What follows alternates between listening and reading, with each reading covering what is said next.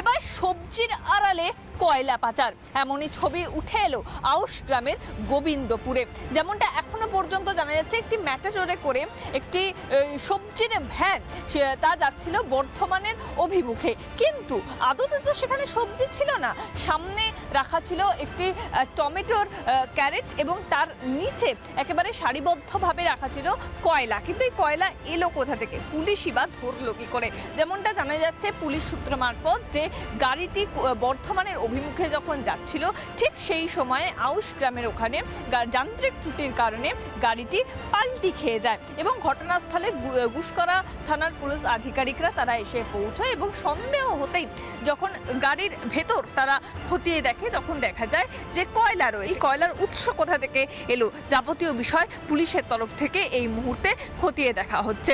চালককে জিজ্ঞাসাবাদ করা হচ্ছে, ইতিমধ্যে আটক করা হয়েছে সেই ম্যাটাডোর গাড়িটি। সকালবেলা এসে দেখছি যে গাড়িটা অ্যাক্সেল বা গুল্লা কেটে বাঁ দিকে পড়ে রয়েছে। বাঁ দিকে পড়ে থাকাতে দেখছি গাড়িটা পাল্টি হওয়ার মতন ব্যবস্থা।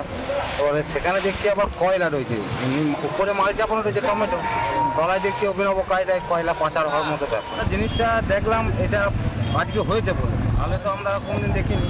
অভিনব কায়দায় নিশ্চয়ই যায় এভাবে কয়লা, নাহলে যতদূর সম্ভব এটা আপনার আসানসোল ওই সাইড থেকে, আসানসোলের নাম্বার গাড়িটা একমাত্র ওই সাইডে যেখানে কয়লা পাওয়া যায় আমাদের কলিয়ারির সাইড, ওখান থেকে আসছে কয়লা। বর্ধমান সিউড়ির 114 নম্বর NH রোড, সেখানেই এই ঘটনাটি ঘটে। ইতিমধ্যেই গোটা বিষয়টি পুলিশের তরফ থেকে খতিয়ে দেখা হচ্ছে। ভিডিও জার্নালিস্ট পিনাকি নন্দীর সঙ্গে মেঘা, রিপাবলিক বাংলা। নানা ধরনের কন্টেন্ট দেখার জন্য লাইক করুন, শেয়ার করুন আমাদের ফেসবুক পেজ, সাবস্ক্রাইব করুন আমাদের ইউটিউব চ্যানেল। পাশাপাশি অন্যান্য ব্রেকিং নিউজের জন্য অবশ্যই চোখ রাখুন রিপাবলিক বাংলায়।